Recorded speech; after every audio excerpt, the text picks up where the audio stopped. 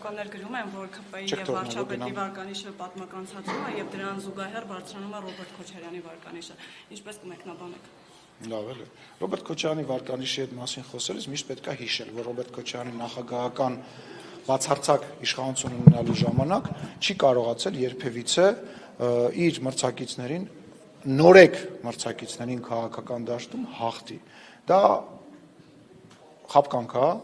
թող իրանք իրենց հույս տան, այո, կարող է մեր վարկանիշը, վարչապետի վարկանիշը, իմ վարկանիշը տատանումներ ապրի եւ ընդհանրապես բոլոր գործող իշխանությունների վարկանիշները, որոնք որ գործ են անում, այլ ոչ թե փորձում են ինչ-որ մեկին հաջողանան եւ պոպուլիզմով զբաղվել, այո, իջնում բարձրանում է, բայց ես ներողություն եմ խնդրում, նորից եմ ասում,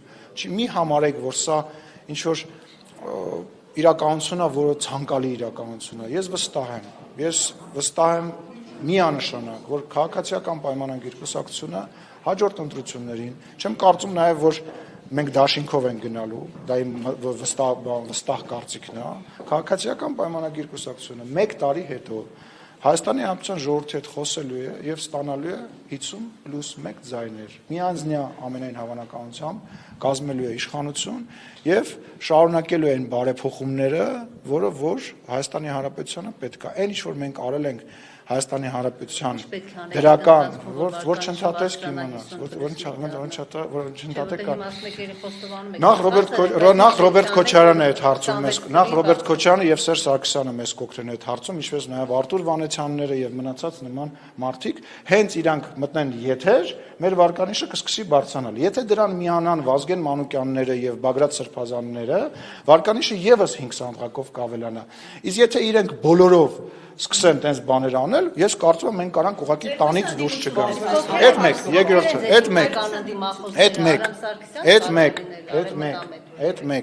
մեկ, մեր ընդդիմախոսը ամենամեծ մենք ենք։ Մենք։ Չէ, հիմա որ Մի հատ երկրորդն ասեմ, էլի։ Մի հատ երկրորդն ասեմ։ Հեսա կասեմ, բոլոր հարցերին պատասխանը նորից եմ։ Երկրորդը, այն աշխատանքները, այն գործը, որը մենք արել ենք, այն ամեն ինչ որ այսօր Հայաստանի Հանրապետությունում կա, որը որ մենք միգուցե մի քիչ վատ ենք ներկայացնում, տանելու ենք մարդկանց ներկայացնենք եւ վարչապետի շփումը, մեր շփումը Հայաստանի Հանրապետության ժողովրդի հետ քարոզարշավի ընթացքում շրջադարձային փոփոխություններ է տալու ընտրությունների արդյունքի վրա։ Ես դրա մեջ վարկյան կասկած չունեմ։ Մենք հիմա ասում եմ,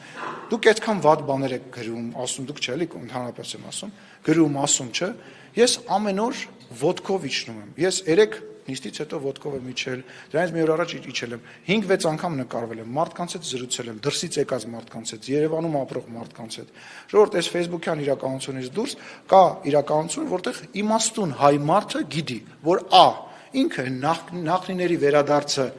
երբեք չի ցանկանում, երբեք թույլ չի տա, բ ինքը հասկանում է, որ այնուամենայնիվ այսօրվա իշխանությունը սխալվում է, ճիշտ է ասում, բայց այսօրվա իշխանության տերը ինքն է, ինքը կարենալու է գնափոխի։ Երրորդը, այսօրվա պես հասանելի իշխանություն Հայաստանի Հանրապետությունում երբեք չի եղել ու չի լինելու, շոկ հարցերն էլ չեմ պատասխանելու, եւ չի լինելու։ Էլ չեմ ասում, այն փոփոխությունները, որ մենք արել ենք, այն հարկային փոփոխություն։ Ժողովուրդ, այսօր բիզնեսմեն կա, որ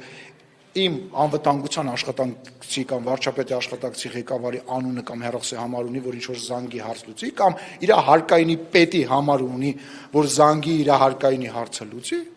ժողովուրդ, ուզում եք ասեք, այդ ամեն ինչը մարդը չգիտի ու չի գնահատում, շատ լավ գիտի։ Գարնեն հարցը, ստոպ, Գարնեն, չէ, բաներ հարցնում, ով է հիմնական ընդդիմախոսը։ 21 թվի ձեր քարտ, այսպես ասած, խաղաղության պայմանագիրներ, որ խաղաղություն եք։ 21 թվի որոշիչ պատերազմի կուսակցություն